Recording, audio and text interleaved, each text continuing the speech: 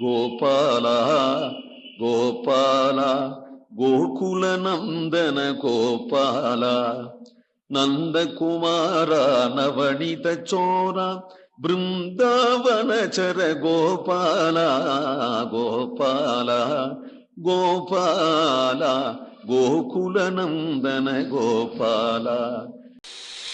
ஆமையின் முதுகத்திடை குதிகொண்டு தூமலர் சாடி போய் தீமை செய்து இள வாழைகள் விளையாடு நேர் திருக்கோட்டியோர் நேமி சேர்த்தடங்கையினானை நினைப்பிலா வலி நெஞ்சுடை பூமி பாரங்கள் உண்ணும் சோற்றினை வாங்கி புல்லை திணிமினே. நிறைய வயல்வெளிகள் இருக்கு திருக்கோட்டியூர்லயே. அதுல நல்ல வாழை மீன், அதுவும் இளவாழை, துருதுருன்னா மீனே துருதுருன்னா அலையும், அதுலயே இழைச்சி இருக்கு, கழம் இருக்கான். அந்த இளம் மீன்கள்லாம் நிறைய விளையாடுமே. அந்த விளையாடும் போது சின்ன பசங்கள்லாம் விளையாடும் போது பெரியவாள்லாம் உட்காந்துருக்காளேன்னு அதுக்கு தோணுமா? பெரியவாள் படுத்துட்டு இருந்தாலும் அவளையும் தாண்டின்னு போமா சின்ன அம்பிகள்லாம் பால் விளையாடும் போது. அதுபோல இந்த மீன் அம்பிகள்லாம் என்ன பண்றது, துள்ளி விளையாடும் பொழுது அங்க ஒரு ஆமை பிசாம தியானம் பண்ணின்னு உட்காண்டிருக்கு. இந்த ஆமையினுடைய முதுகலை போய் குதிச்சு அதுல இருந்து துள்ளி அந்தண்ட ஒரு கமலம் இருக்கு, அதுல போய் விழறதான்.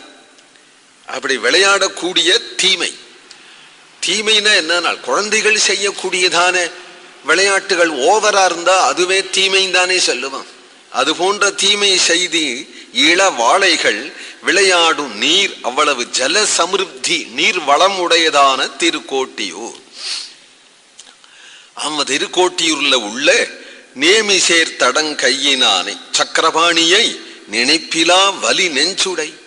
அவனை நினைக்க வேண்டாமோ? நினைக்காத ஒரு கல் நெஞ்சா. இந்த கல் நெஞ்சு உடையவர்கள்லாம் அவர்களை மனிதர்கள் அப்படின்னு சொல்ல வேண்டாம், பசுபட்சிகள்னு சொல்லலாமோ நாள். பசுபட்சிகள் என்றும் சொல்ல வேண்டாம். பின்ன மரம் செடி கொடினாவது சொல்லலாமோ நாள், அதுவும் சொல்ல வேண்டாம். பின்ன என்ன சொல்லலாம்னால் அதுகள்லாம் ஒரு தனி இனமா. என்ன இனம்னால் பூமி பாரங்கள் அப்படின்னு ஒரு தனி இனம். பூமி பாரங்கள்னு ஒரு தனி இனம் இருக்கு. அந்த பூமி பாரங்கள் அது பாகவதாள் சாப்பிட்ற சாப்பாட்டெல்லாம் அது சாப்பிட்றதேங்கிறா. உண்ணும் சோற்றினை, அன்னத்தை படைச்சதே அடியார்களுக்காகத்தான் என்று பாகவதம் சொல்றது. அடியார்கள் குறைஞ்சுடவே துஷ்டர்கள் அதிகமாகிடவே பூமி தேவிய அன்னத்தை வெளிப்படுத்தாம அதை உட்கொண்டு விட்டாள் என்று ஸ்ரீ விஷ்ணு புராணமும் ஸ்ரீமத் பாகவதமும் சொல்றது. நிறைய வைஷ்ணவர்களுடைய சமிருத்தி இருந்தால் பூமி தேவி சந்தோஷமாக கொழிப்பலாம், அன்னத்தை வெளியிடுவாளா,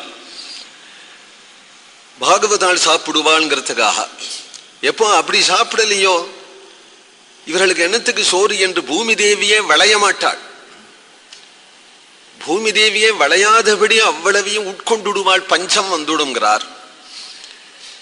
அதனால என்ன செய்யணுங்கிறார், பாய்ந்து உண்ணும் சோற்றை விலக்கி நாய் கிழிமி நீரே அப்படின்னார் அந்த ஆழ்வார். ரொம்ப கோபமா பேசினார் அவர். கோவிந்தா ரங்கா கோவிந்தான்னு சொல்லிட்டு சாப்பிடக்கூடாதா? அதனால அவன் பாய்ந்து பாய்ந்து சாப்பிட்றதை இழுத்து நாய்க்கு போடும்.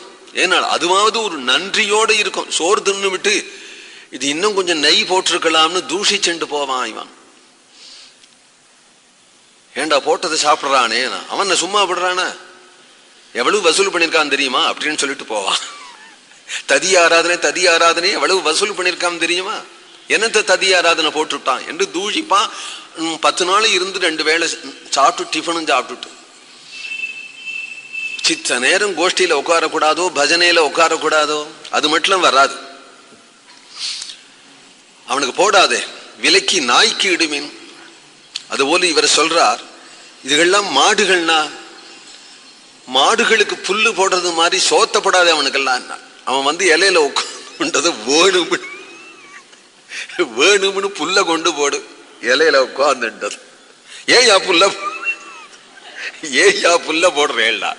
திருணமந்தரத கிருத்வா பிரதிவாஜ சுஜிஸ்மிதான்னு சுந்தரகாண்டத்துல திருணமந்திரத கிருத்வா அப்படிங்கிறதுக்கு சில உட்பிரேட்சைகளை அழகா சொல்லிட்டு வர்றார் சுவாமி பெரியவாச்சான் பிள்ளை.